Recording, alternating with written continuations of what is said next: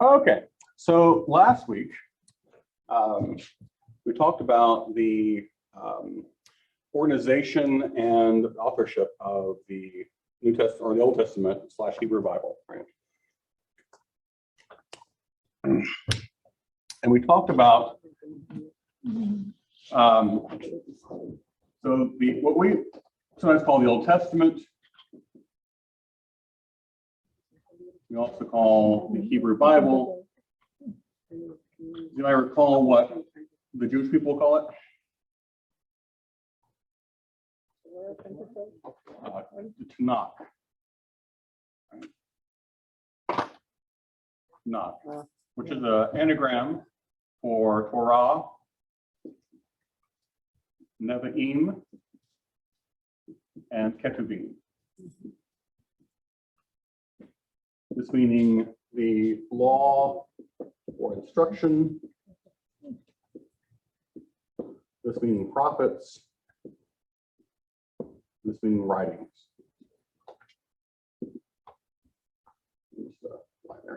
Writings. And this Torah is the first 5 books of the Bible, right? Also known as the, I heard it earlier, Pentateuch. Pentateuch.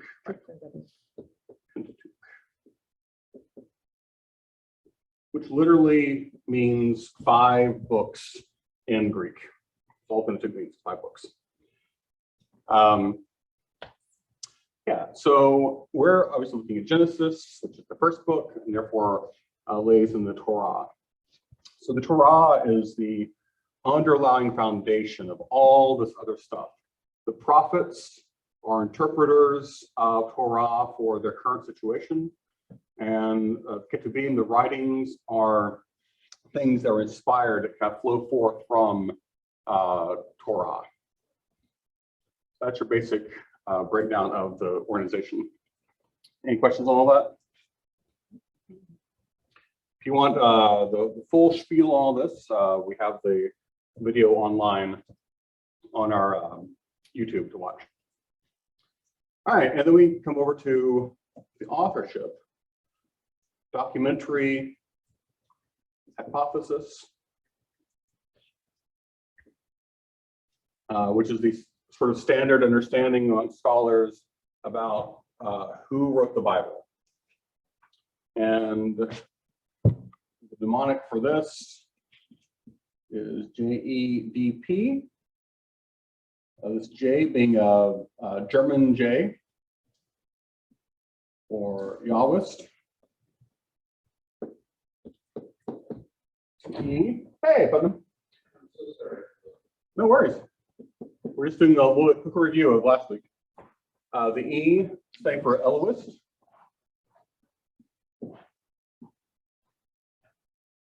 Deuteronomist. D for Deuteronomist. And the P for priestly. Okay. Real quick overview of what these represent. This is sort of in order of when they were written. So we're looking at 10th century here, 9th here, debatably 8th or 7th century here, and then 5th century here. We won't go into the debate right now, but this is debatable. So the Yahwist author, we call the author that because they use the term Yahweh for God, the actual proper name of God. And you'll recognize this proper name of God when you read it in English, because we don't translate it as Yahweh. We translate it as Lord, but written with capital letters. So big capital L, and then smaller but still capital O-R-D. So if you ever see that in the Bible, that's why it's different, because it's actually representing the actual proper name of God. The reason we say Lord instead of Yahweh is because it's considered to be a very holy name. And so many people, including many observant Jews, will not say the name Yahweh to keep it holy and separate. Elohist uses the term Elohim for God. And we talked here, and this will come up today in our lesson. Elohim is actually the plural of God, so it's gods, but it also represents the superlative plural, meaning that when Jewish people want to talk about something being the biggest thing, the best example of a thing, I think you said the gaudiest God. Yes, the cowiest cow and gaudiest God is we came up with last week. They use the plural to represent that. So God being the capital G God, not just a God, gets the plural ending to it, the I am at the end. Elohim. Deuteronomist is super boring because they just wrote Deuteronomy. And then priestly utilizes these terms oftentimes as Lord God, squished together. And is concerned about priestly things like ceremony and time and cycles, because they're concerned about when you do ceremonies, particulars about what you sacrifice, how you sacrifice it, how big a temple is, etc. That's priestly stuff, typically.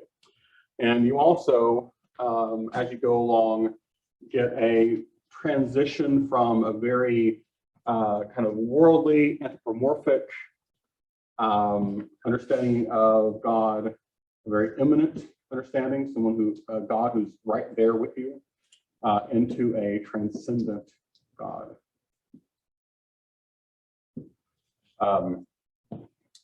Which is sort of the development of theology over time in general. You have a sort of immediate understanding of God that lives on a hillside or a mountaintop, God who's throwing down lightning bolts at you, a God who looks like a person, into a more transcendent understanding of God who is everywhere or is in heaven, somehow removed or larger than life.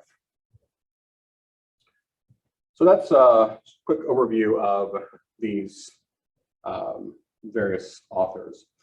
And so when we look at the text today, I want you to be thinking about who you think wrote the first part of Genesis.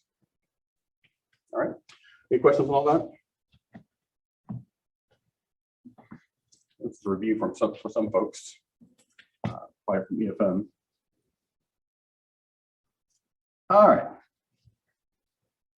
And then we actually read from Genesis last week, which was quite the coup, quite the treat. A whole line, right? A whole line, not even a whole verse. No, just a whole line. Yeah, got half the verse done. In the beginning, God created the heavens and the earth. You'll go ahead and open your book. That would be great. All right. We talked to you last week about how this differs in the Hebrew from the English, and how it translates or transmits some concepts that don't get translated in English. Rather than in the beginning, it's more like in the beginning, as in like getting started.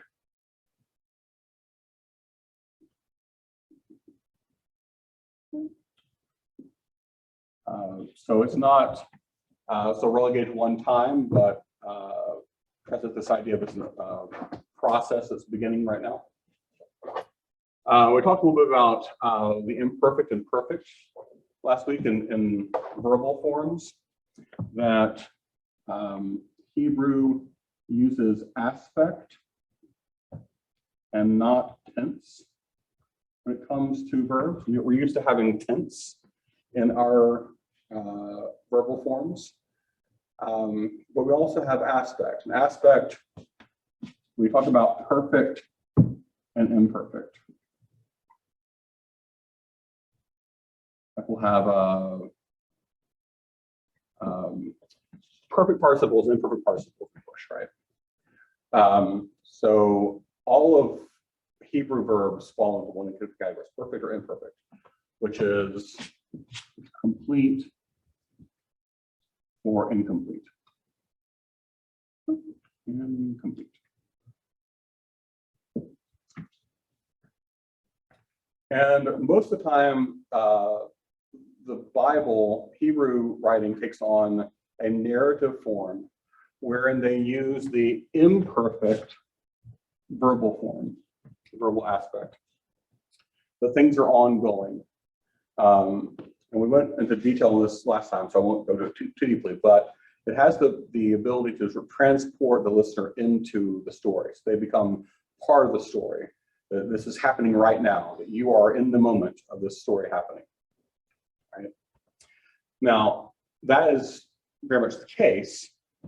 I will say that this verb right here is uses the perfect, meaning the completed, and we'll look at kind of why that is in talking today. Any questions on all that? All right.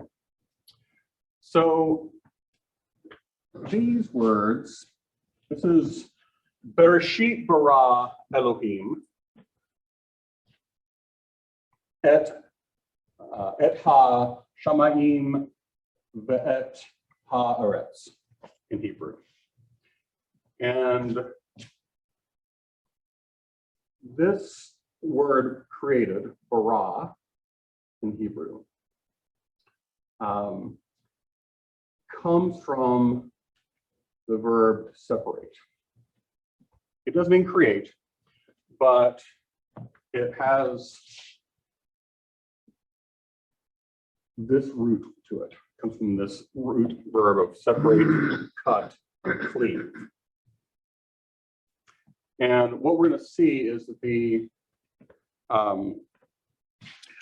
the understanding of how creation worked during this time is all about separating. So what are they separating here? Well, this created heavens and the earth is also separating of the heavens and the earth. So heavens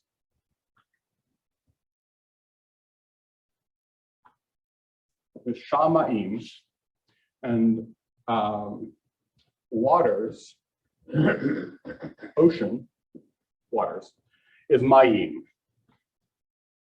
All right, so we clearly see a very close connection between the two of them, right? Mayim in heavens and ocean, water, is the same basic core word, right? In Hebrew cosmology, this is what the earth looks like. So you have earth, and you have this dome over the earth called the firmament. You have some mountains, acting as pillars over here. These are the pillars that hold up the firmament.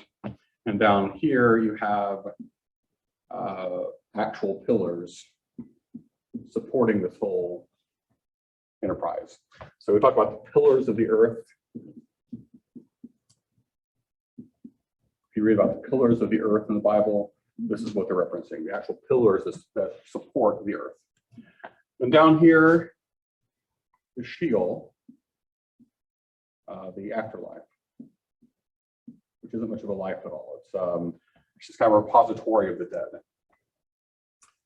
And somewhere up here in the high vaults of heaven, right, we have God, sort of the throne of God, the crystal throne, the elevated place where God and the heavenly court hang out.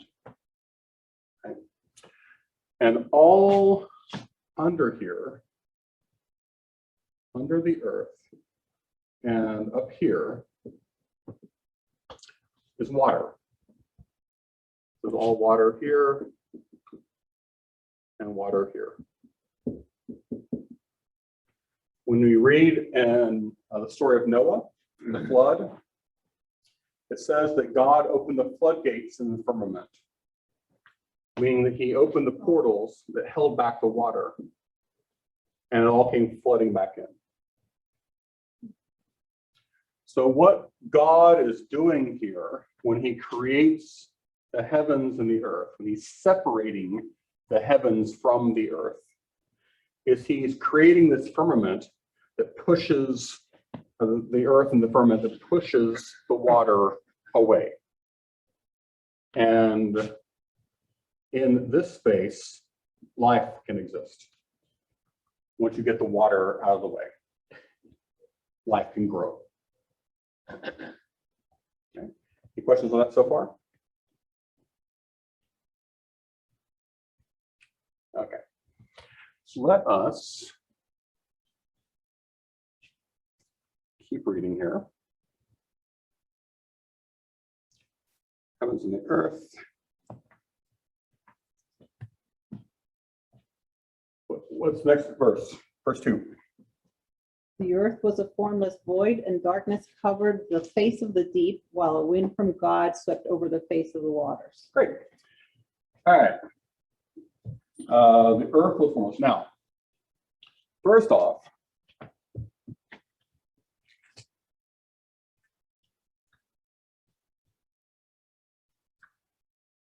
you hear this concept kicked about in theology. Creation, or creatio ex nihilo, from nothing. And these days, when we talk about God creating things, or just creation in general, we think about creation from nothing, right? We think about like God willing something to existence and it just coming from nothing, right? But is this what's happening here? Is this from ex nihilo here? Well, waters are mentioned. It's a watery chaos. Right. So there's water here, right? And as Putnam said, there's chaos. So we'll explore the chaos in just a moment. So there is something there. And it's something that God is separating out, that's allowing creation to happen.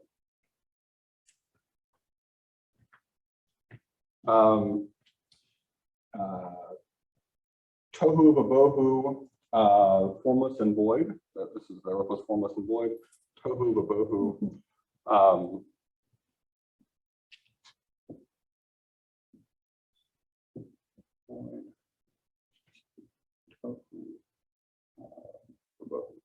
Tohu vabohu is actually still a phrase used in German.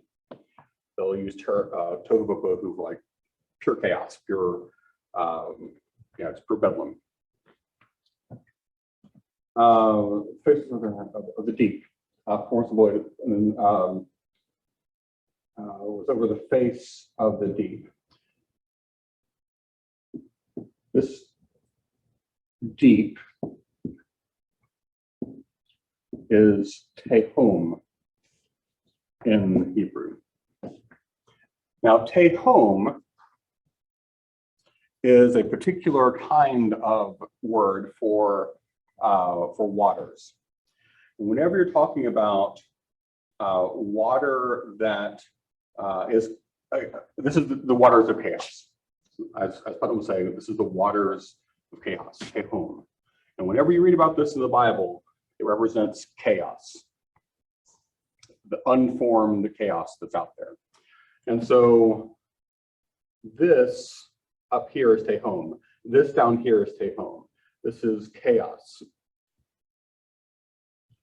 And so what God is doing here is he's establishing order by building the firmament, by building the earth, by establishing the pillars, by establishing everything that's a structure here.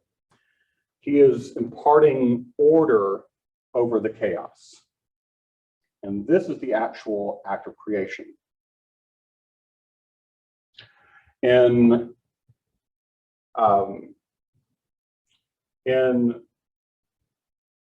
most of the theological understanding of the time,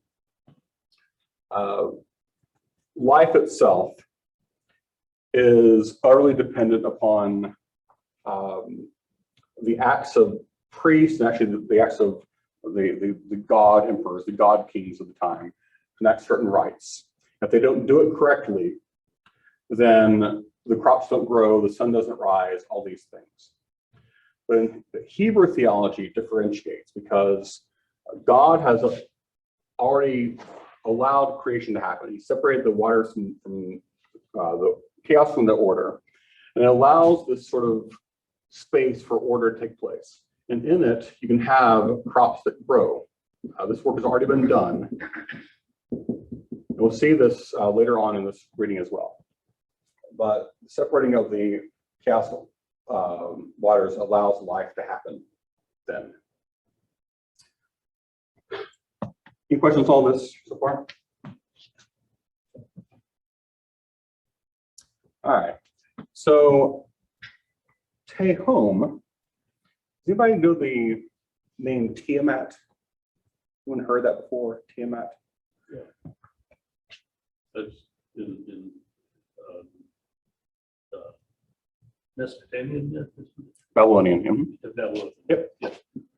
So, Marduk and all that. yep. All right. So Tiamat is the personification of chaos.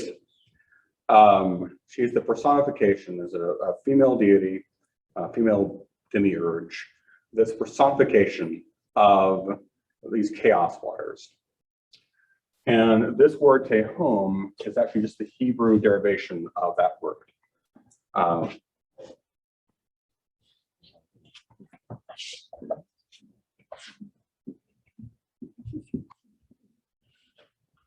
So it's a little easier to see here. I's and E-class vowels are often the same. So T, Ha, and then we talked before about behemoth, right? Being this superlative, whatever. So this is the plural of Tehom. So Tiamat is the superlative form of this chaos waters, the superlative example of these things. So this is the deity that represents the depths, the darkness, the chaos. And the reason I bring Tiamat up, because whether it's Tiamat or Tehom, or you'll see her called Leviathan elsewhere in the Bible, which is a derivation of Sumerian Lotan, or really anywhere else in Mesopotamia, throughout Mesopotamian mythology, you have this dragon, this serpent, who represents chaos. Okay? And in every single mythology out there comes a point when the heroic deity or the tutelary deity. We talked about tutelary deities last time. Tutelary deity being your personal deity, like the one that represents your culture or your nation or your people, right? So the heroic deity comes in here and he slays the dragon, slays the serpent of chaos, kills Lotan, Leviathan, Tiamat, Tehom, and in slaying her, tames everything, right? Again, Tiamat is pure chaos, the embodiment of chaos. And you cannot have order when she's thrashing about doing chaotic things. So it is the deity imposing order on the chaos. And you'll see this theme throughout the Hebrew Bible. When we get to the New Testament, things become pretty moralistic, right? And it's pretty easy to see the concept of good versus evil in the New Testament. The Old Testament, however, until you get really late in the writings, you get to more philosophical writings, like more Greek influence in the writings. What you see, instead of a good versus evil dichotomy, is an order versus chaos.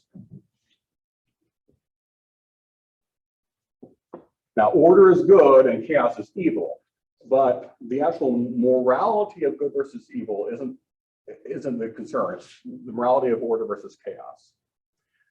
This is why you follow the laws of God, follow the edicts, the Torah, the instruction. You follow those things. And the bantering about of, a discussion of the morality of these things doesn't come until a later development. Earlier on, it's like, these are the laws, you follow them. If you don't follow them, God gets ticked off at you and destroys you. Okay? Because it's not about, whether you're being good or bad.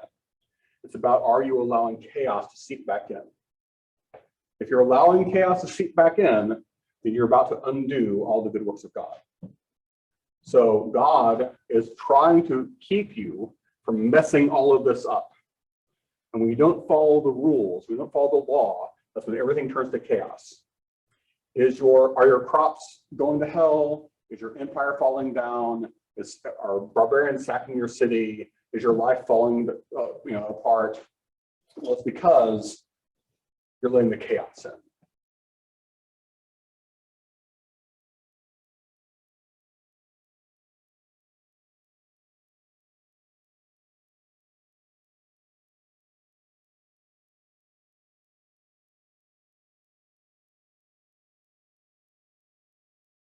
That's another translation for it, and it's endemic within all of the. It basically shows God's presence literally everywhere. How can you get away from the wind? How can you get away from the breath? All right, we're back. Maybe. I think we're back. I don't see. I can No see. audio. I see a gallery. No Frozen view, again. nothing from the church. No, he's moving. Let's see. Father Brina, can you There hear it us? is. He's muted right now. Oh, I'm gonna ask him to unmute. I don't know that'll. If you can hear us, can you unmute? He's What in the world happened, guys? the video is jerky. So Yeah, it's Well, that's obnoxious. We definitely got to get this Wi-Fi dealt with then, because this needs to happen. All right, y'all. So we're good now? oh, there Yeah. he is.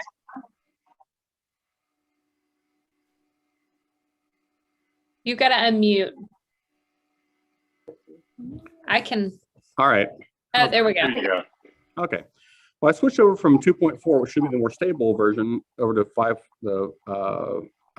So hopefully it's better. It still be a point out there's an Ethernet cable up here, so we can hopefully just connect up, get better connection next time. What's the last thing you all heard? Well, we were having a discussion. We were carrying on from your teaching. Okay, great. Uh, So what's the last thing you heard from me say? Order good versus evil bad is where I think. Yes. Okay. And why you follow the rules Okay. so chaos doesn't return. Okay. It's not too far away then. Good. All right. So yes, that the Old Testament's about order versus chaos, not good versus evil. We talked about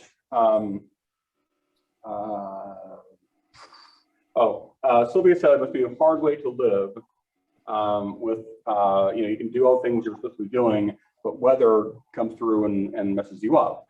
And so I shifted over to the discussion of all of these, most of these heroic deities, the tutelary deities, tended to be sky gods or storm gods, because you had, repin myself up here again. Okay. these sky gods, or these storm gods. And pretty much all cosmology during the time, the heavens were male and the earth was female. And so what you had were these sky gods raining down upon the female earth and impregnating the earth. So the rain is the semen, the earth is the womb, and so the sky god is impregnating the earth goddess and gives forth life. That's how life works at this time. Now, the reason why you got to get rid of this dragon, and why the dragon is associated with water, but not just water, which is salt water. So this is not the water of, there's different names for waters of streams, rivers, lakes, etc. Right? This is salt water. This is ocean water. And the reason why, I think it's working okay now.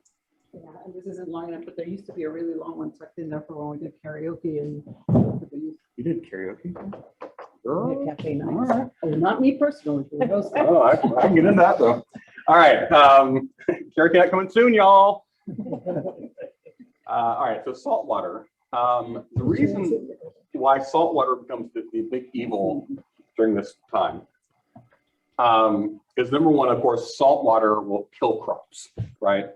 It doesn't allow for this process to take place. So you can have the fertile earth doing her thing, you have the righteous sky god doing his thing, impregnating the earth, but if the dragon gets involved, then it's going to screw everything up, right?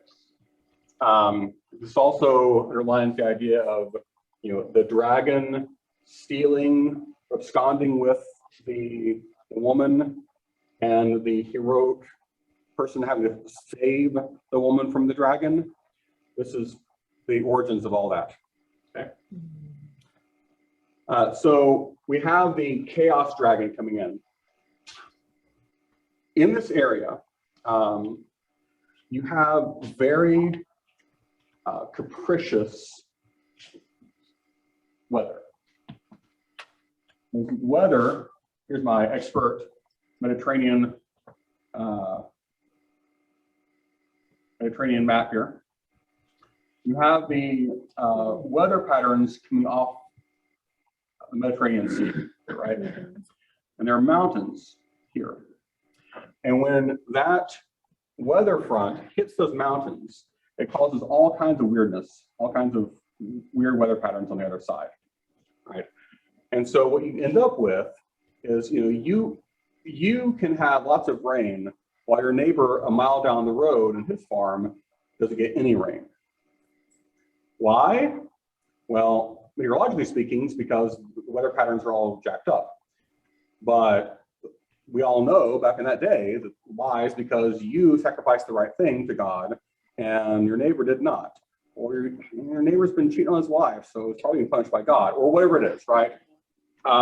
So this is the idea of like the capriciousness of God. Again, theodicy, why do I get rain and someone else doesn't, right?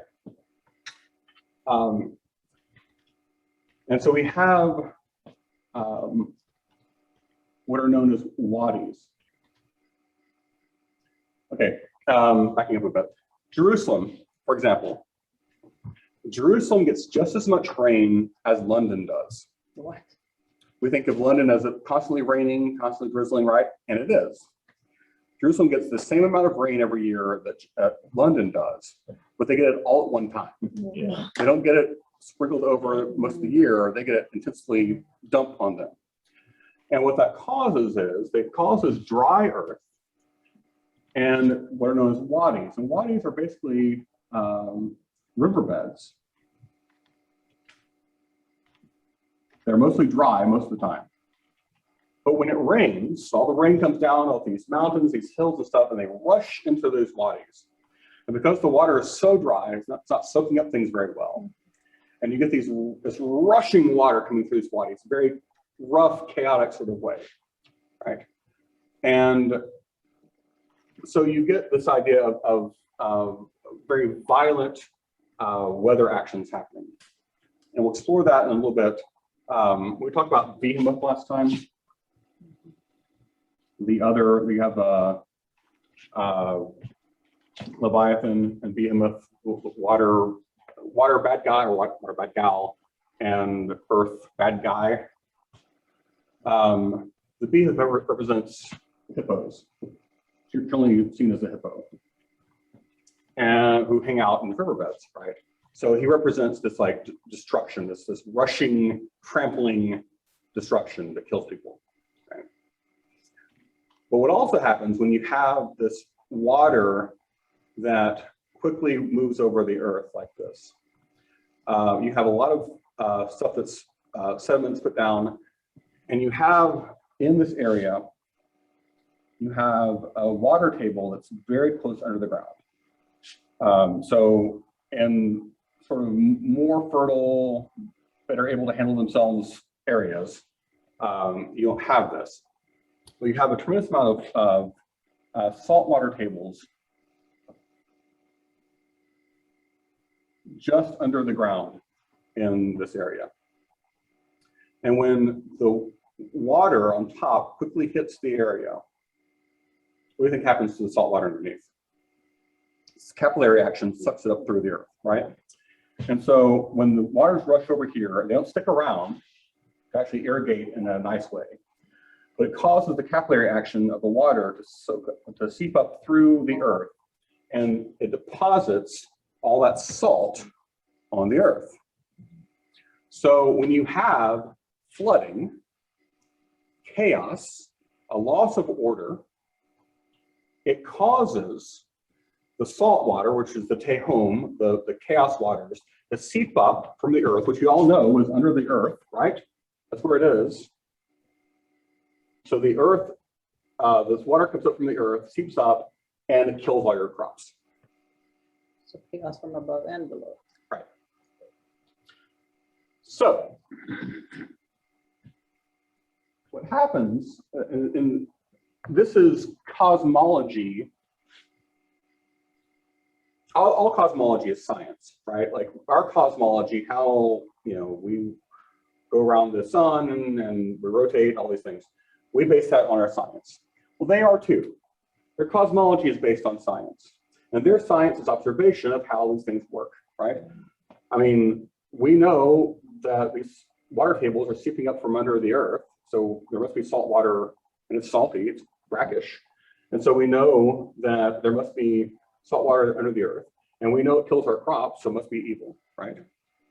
So concurrent with this, and why you have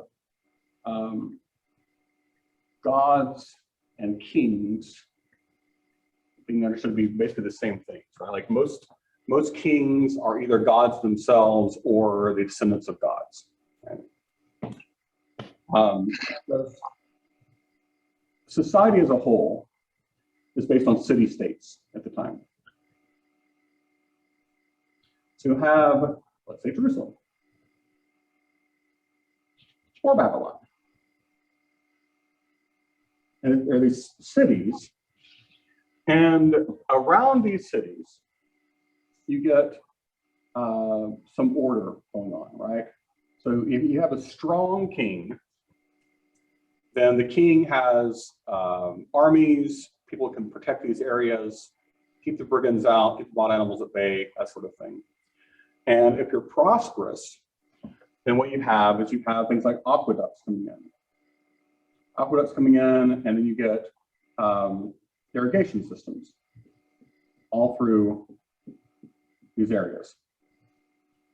And you get cisterns. So aqueducts, cisterns, irrigation. These are all things that can exist when you have an ordered society, when you have a strong king that's backed up or is a god. And without that, you don't have any of these things. Without these things, you are in the throes of chaos, like you are at the whim of chaos at that point. But when you start having things like cisterns and aqueducts and irrigation, then all of a sudden, and you also have dams, you dam up these wadis, right? So they're not just rushing over your crops all the time. You have a control that takes place, an order that takes place. And so you have entire theologies built up around this idea that order is good, chaos is bad. And that following the laws of your religion is the same thing as following the laws of your state, of your nation, of your city-state, that your kings and your gods are the same thing because they do the same kind of work. And in pretty much every single creation myth of this time period in this area, what you have is a deity that sees the waters of chaos and builds up some sort of land on top of it that separates it out. And again, this is pervasive. Ta does this when in the creation myth of the Ta-based creation myth in Egypt. There's two different versions of this that Marduk does in Babylon. Sumerians, all these people have the same kind of idea. That separation, bara, to separate, to cleave, to cut, is the actual act of creation. Because it's all about separation of the chaos and the order. All right, any questions on all that?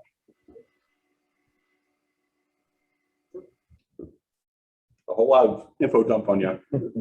Cyberland, what y'all got? Can you even hear me? Yes. Hey, look at that. It's a lot to repeat, so if not. Any questions on all that? Any thoughts on all that? Yeah, it's interesting. You're getting really down into the weeds and the culture of the various inhabitants of this region. And I think you pointed out that theology was how'd you say that? Theology and science tend to both look for answers. And the theology at the time was written by the Hebrews, and they put this whole story into an order that brought meaning to basically their existence. We haven't even got through the first paragraph in Genesis yet. But yeah, so we talked before, I think the very first session of like religion and culture being kind of the same thing. And religion, culture, politics, civics, science, theology, these are all kind of one and the same back then, right? They didn't. You're talking about a shared culture that spans the fertile crescent. Right. I mean, because those trade routes are ancient and the cultural knowledge. here's the one thing that all those nouns all point towards one thing. They're all looking to explain or to make order out of the chaos. Every bit of that, every one of those. Exactly.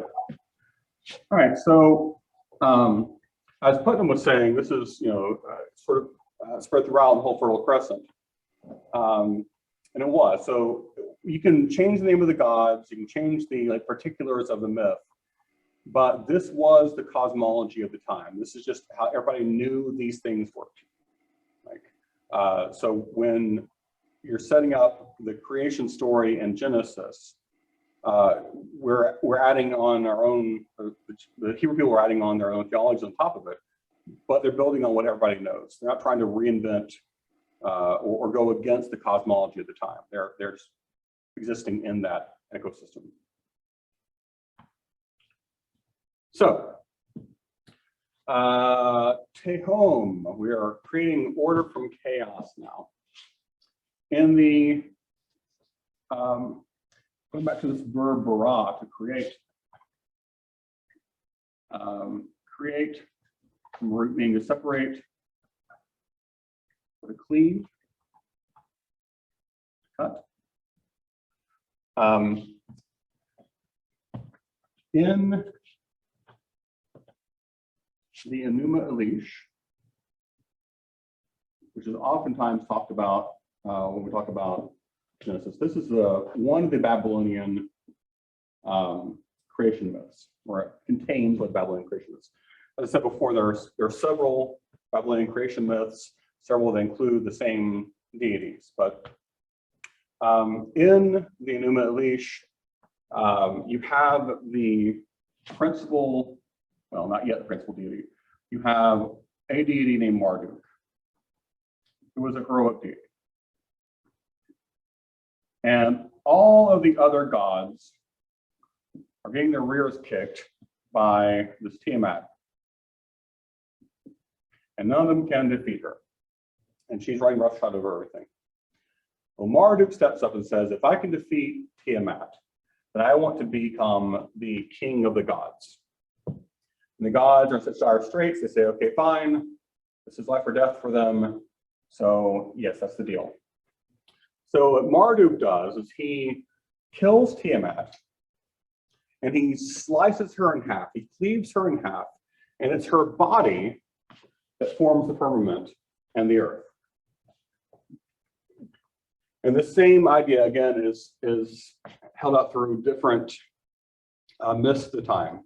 Usually you get the same myth being retold with slightly different names on them as the language kind of shifts. But it is the body of Tiamat, or Leviathan, or Lotan, or whoever, that is the actual building blocks of this. So it is actual cleaving, a cutting of something into two that allows this act of creation to happen. So again, we go back to why this verb becomes create, why it comes from these other words. Then chaos is what makes life possible. The imposition of order onto chaos. This is slaying of it. But yes, like it is. Like without Tiamat, there wouldn't have been this whole creation. Yeah. So the body of Tiamat, that's happening. So again, it's not ex nihilo creation. There's something definitely there, and you lots of things happening. It's not just God creating it; it's God interacting with the things around it. Kind of by definition, the first act is a mighty act. Right. Right. Putnam says the first act is a mighty act. All right. Anything else on that before we move on? We'll move on to the second half of the sentence, y'all. Brace yourself.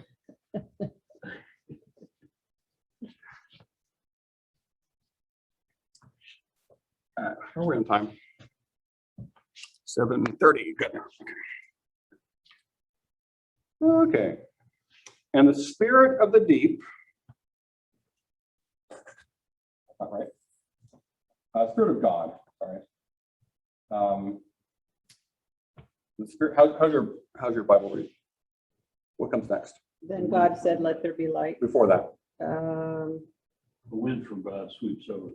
Oh, yeah. Yeah, Spirit of God was moving over the face of the water. Okay.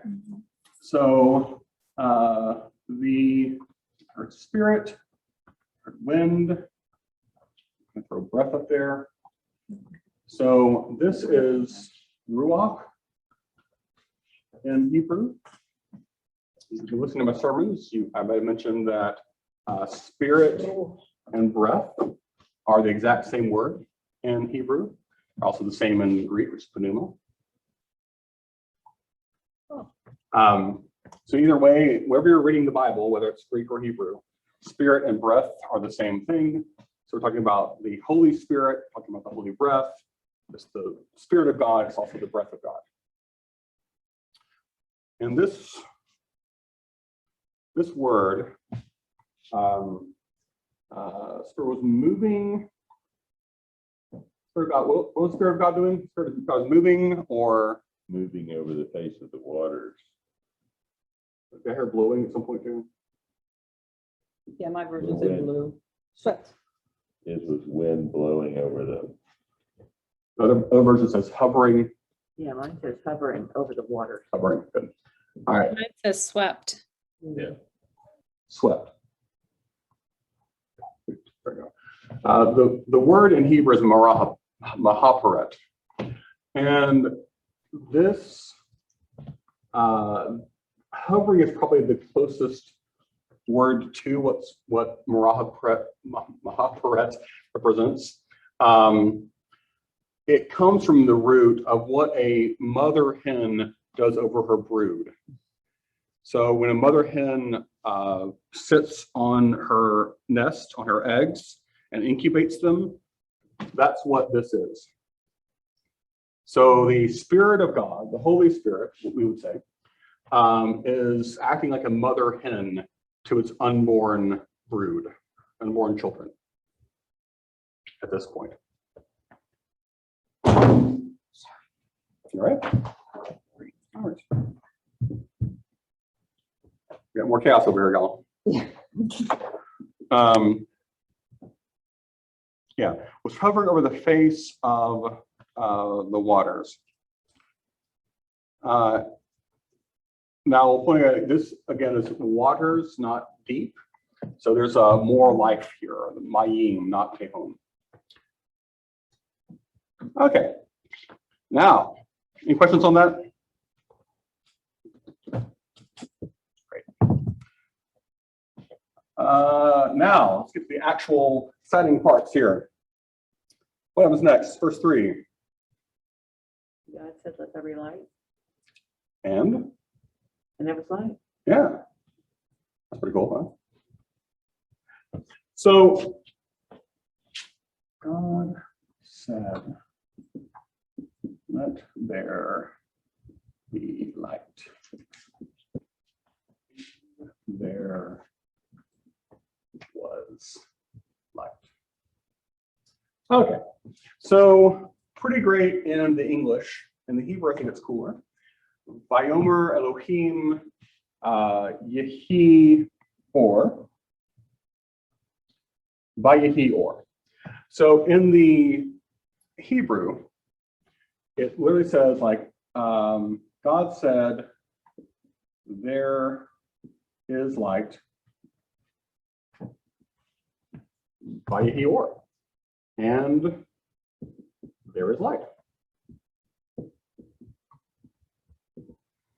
A small distinction, maybe, but I think it's a cool distinction in that God is sort of, in the English, is kind of wishing for a thing to happen. And it creates the event. But in the Hebrew, anything that God says, the very word of God is truth, is existence, is being. So if God says there is light, there is light. There's no cause and effect, it just is. And this is the idea that God is the source of being, that God is being itself, the foundation of all being, of all things.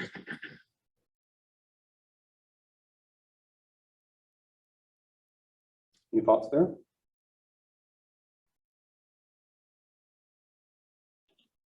All right. We're really trucking now. Verse 4.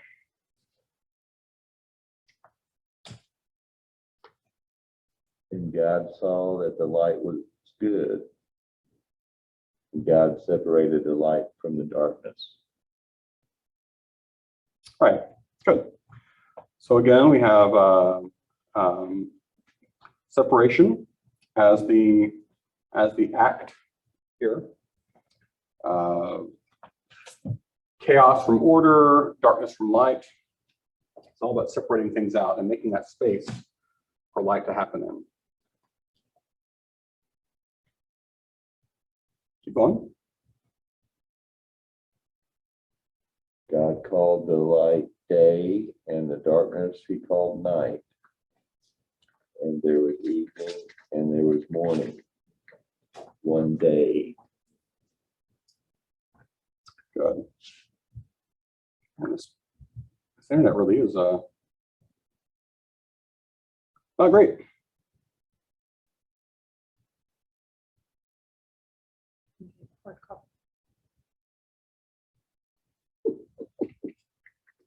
Hold on 1 second, folks. I'm sorry. I get my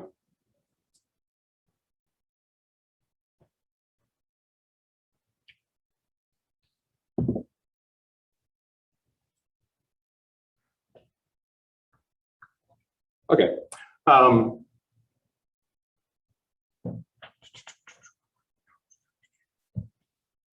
First day. Okay. So God continues on separating things out from each other, right? Distinguishing things, establishing order in the chaos. 6. And God said, let there be a dome in the midst of the waters, and let it separate the waters from the waters. Great. Yeah, this dome word, is there else have anything else there? Firmament. Firmament. What mine does. Firmament. This is what I'm talking about here. This is the firmament. This dome is like it's described elsewhere as a hammered bowl set upside down, keeping out the waters. Okay. Keep going. So God made the dome and separated the waters that were under the dome from the waters that were above the dome, and it was so. Yep. Keep going. God called the dome sky, and there was evening and there was morning the second day. Good. All right. Yeah. So Shamayim. I called the firmament Shamayim. The word for sky and heaven are the same word. And this is the case when most ancient languages don't distinguish between heaven and sky. Because again, we're going back to a very anthropomorphic understanding of gods being very present in that moment.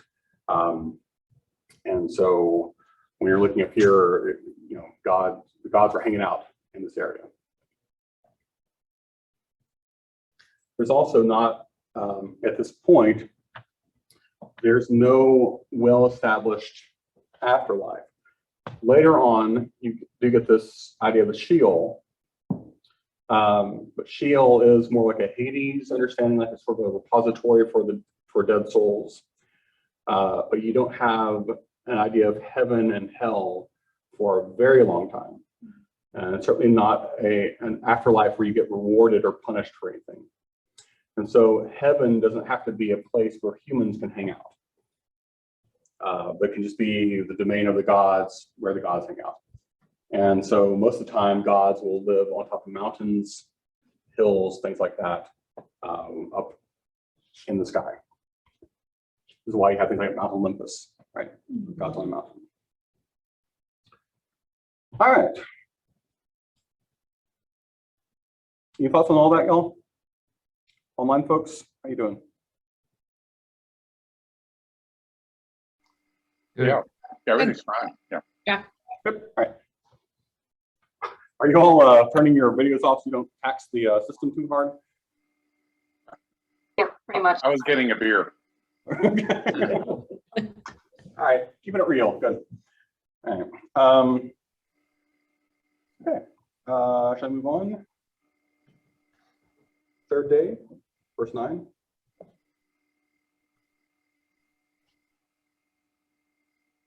Anybody? And God said, let the waters under the sky be gathered together into one place, and let the dry land appear. And it was so. Okay. The waters under the heavens. So we have the firmament here pushing up these waters.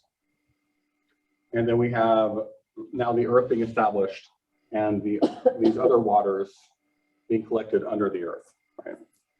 So that's that act right there. Creation of dry land. Okay. Remember again that, you know, marshy land allows the salt water to seep up and allows death to come up, right? So you need dry land, not marshy land. Okay, verse 10. God called the land earth, and the waters that were gathered together he called seas. And God saw that it was good. Great. So naming, the concept of naming. Chad made a joke about naming during the announcements of one service.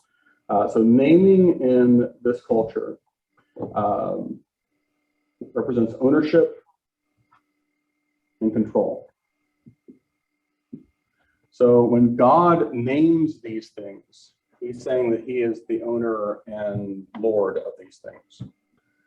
And that's an important concept moving forward that we'll see. Okay.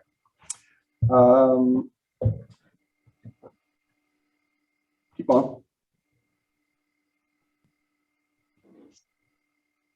And God said, let the earth put forth vegetation, plants yielding seed, and fruit trees bearing fruit, in which their seed, each according to its kind, upon their earth. And it was so. Yeah, good. Again, he's created space for the stuff to grow now, so the stuff can grow. And so we see, I mean, this is the direct purpose of all this, right? Like now that he's created the space, the first purpose of it is to let things grow in it. Verse 12.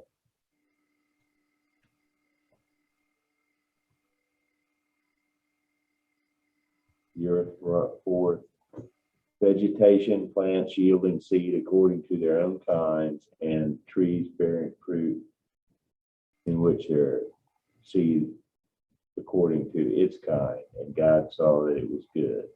Yeah, kind of the same stuff, right? Yeah. 13. And there was evening and there was morning, a third day. Yep, great. Verse 14. Somebody else. Be bold. I'll do it. There you go. And God said, let there be light in the vault of the sky to separate the day from the night, and let them serve as signs to mark sacred times and days and years.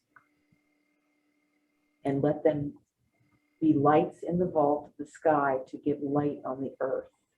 And it was so.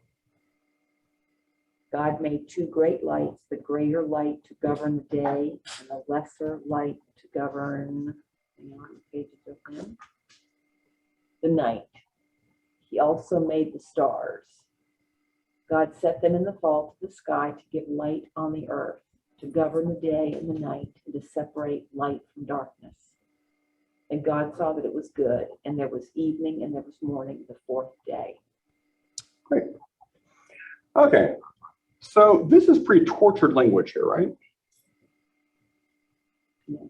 Yes. Why don't we just say the sun and the moon? He created the sun and the moon, right? He's naming everything else, right? But for some reason, they just won't say sun. It's the greater light and the lesser light, the moon. So they have, as you might imagine, in their language, words for sun and moon. Sun is Shamash, and moon is Leviathan. Leviathan. We'll go with that. Leviathan. And so this is sun and moon. The problem is that these are also the name of deities.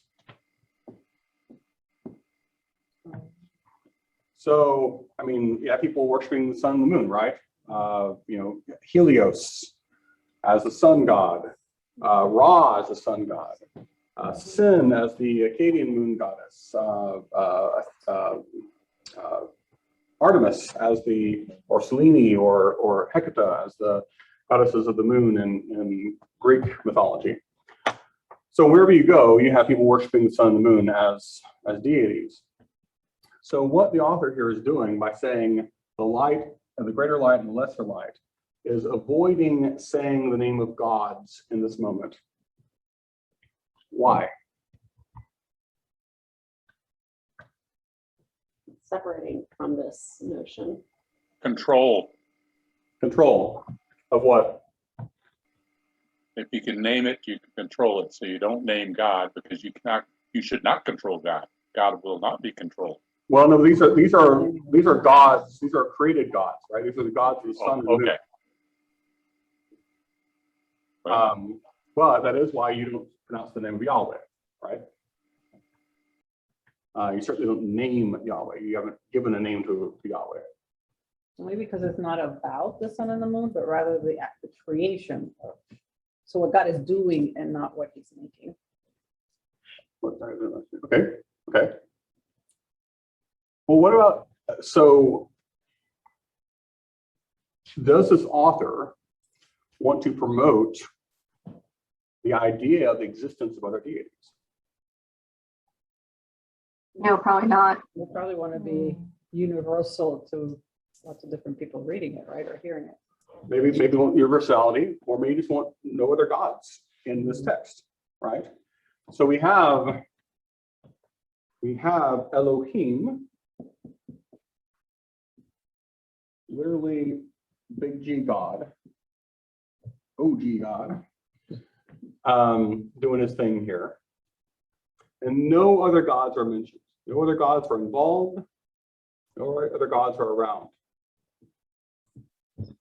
If you put in the name Shamash or Leviach, maybe Leviach, then you're invoking the name of other gods. And you're saying that God created this God and this God. And that these were the second born of all creation, or firstborn of all creation. That these are second only to God in power, right? So by avoiding talking about them, quote, by naming them that, you're avoiding people saying, "Oh, they created God." Right. So when you have the same word for the thing itself and the deity that represents, be careful with the language of it, because they're speaking. The author here is going to promote the power of God and not the power or worship of these other deities.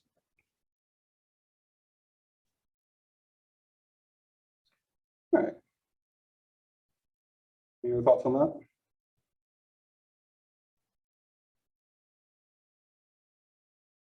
Where are we? 18 maybe? Or 20? 20? All right. Let's do it. And God said, let the waters bring forth swarms of living creatures, and let birds fly above the earth across the dome of the sky. So God created the great sea monsters and every living creature that moves, of every kind with which the waters swarm, and every winged bird of every kind. And God saw that it was good. Okay, good. So part of this also is that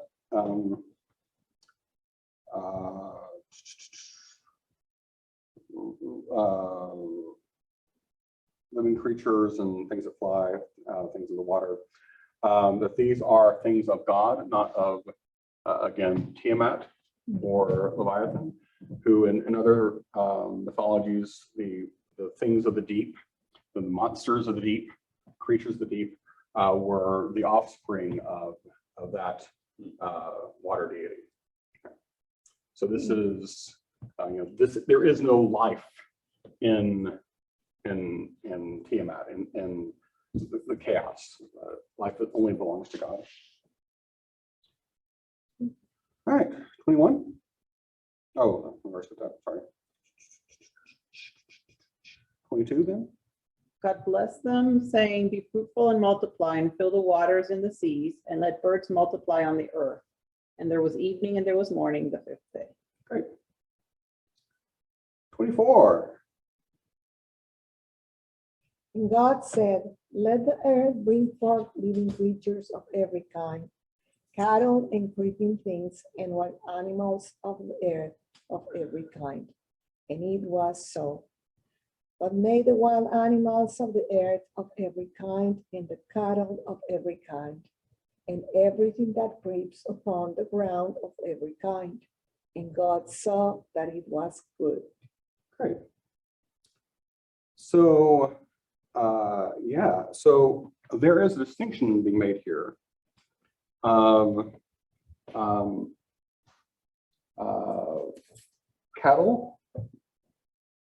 Talk about behemoth before, right? Cows, cattle, whatever. And beasts, hayat. We talked about hayat before, but this is hayat. A distinction is being made between the two of these things.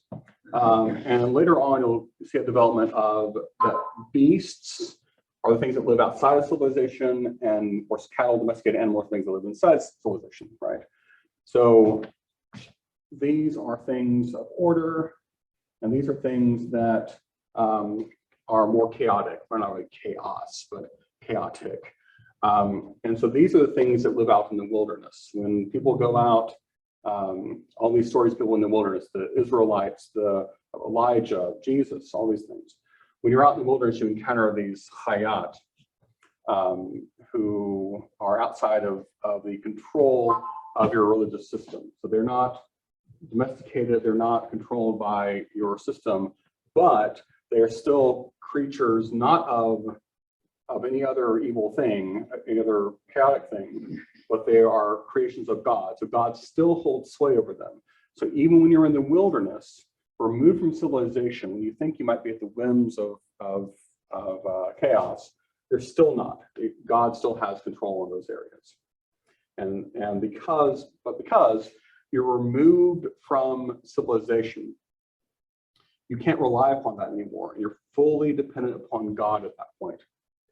And that's the core element of all of these wilderness tales in the Bible. When you're out there wandering the wilderness, you can't rely upon yourself, on your privilege or your wealth or whatever it is, whatever thing gives you power in your society. You can't rely upon it. It's only you and God, and only God keeping the beasts at bay.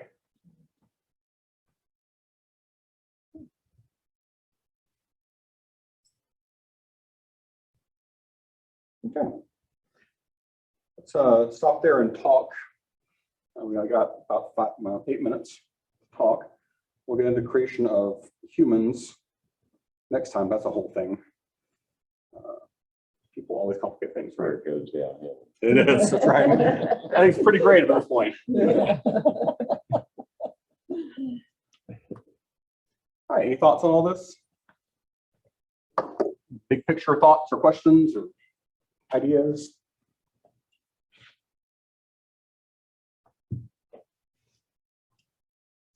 I like the idea of at the beginning where we said there's a little footnote in this Bible that says, in the beginning God created, and down here it says, or when he began to create. So that was a little bit different take than we normally think about it, you know. It's just a little nuance, but it has a kind of a big meaning, Right. In a way to me. Yeah. So let's talk today with the whole in the beginning versus in the beginning idea, right? Right, It's the right. beginning of a process. Yeah. Sure. Let's see, I'm backed up by the book. That's good. Anything else? It makes it seem more like an active process rather than just something that happened in the past. If you look at it in the context of the original Hebrew, because of the specifics of the language and how it is. So it kind of makes it seem like it's more real, like you're there, like you're participating in it, kind of like we talked about last week also, as opposed to just being a bystander learning about this as if it's like some historical thing that happened. This is inviting you in and making you part of the story. Right. And we talked about the nature of these stories, these myths, as being enculturating and tying you to your culture, right? So all of this, because it is kind of happening, you're kind of brought into the story. It's a myth, it's interactive, and connection. So in a post-Enlightenment period, when the languages shift from aspect to tense, from imperfect and perfect to like tenses, and you lose this idea of interactivity with stories, and you shift from a focus on myth and narrative into science and fact, from myth into history and truth into fact, as we talked about. The language itself distances. So Hebrew, the language of Hebrew connects you. The modern language of English distances you. So these things happened so far away, it's so long ago that they may or may not have impact on us now. Like, oh, yeah, that's great, it happened a long time ago. The language of science allows us, and this is a good thing, to be sort of detached from the event and analyze it and understand it in a scientific sort of way, right? But it becomes cold, delineated facts, as opposed to a narrative that brings you along with it. So what we also see, in accordance with this, as post-Enlightenment period takes hold, we see not only a huge birth of science, but we also get things like existentialism.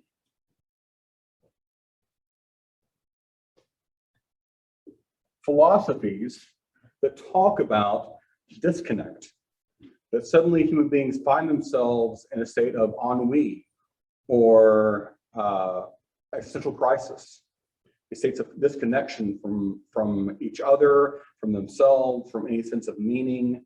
You get the ideas like nihilism and things like that coming up where there is no meaning, because the language itself and the focus of society itself has shifted away from meaning into cold hard facts.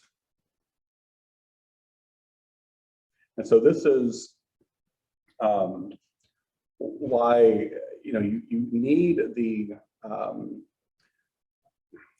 religion and science function different ways, and you kind of need both, right, to have a true understanding of what's really going on around you. That it's not just cold hard science. That's not just sun gods in the sky throwing lightning bolts down at you. But you kind of need both. But there is a shift that takes place in our society because of that. Put it another way, I think you can see that the scripture has a purpose that is normative and is formative of people of the society. And the Hebrew kind of offers a way to see it as saying, we begin here. It's all of us, we are the people of God, and we begin here. Where the scientific mind objectifies the universe for that very purpose of analysis and distance. Mm-hmm. And we're no longer put of it. It's not unifying in that sense. And we lose, because of the bent of mind that we're equipped with, we lose some of that feeling of unity with the culture. We lose an emotional sense of that acculturating force that the scriptures, I dare say, were intended to embody. Right. Still here, Putnam, online?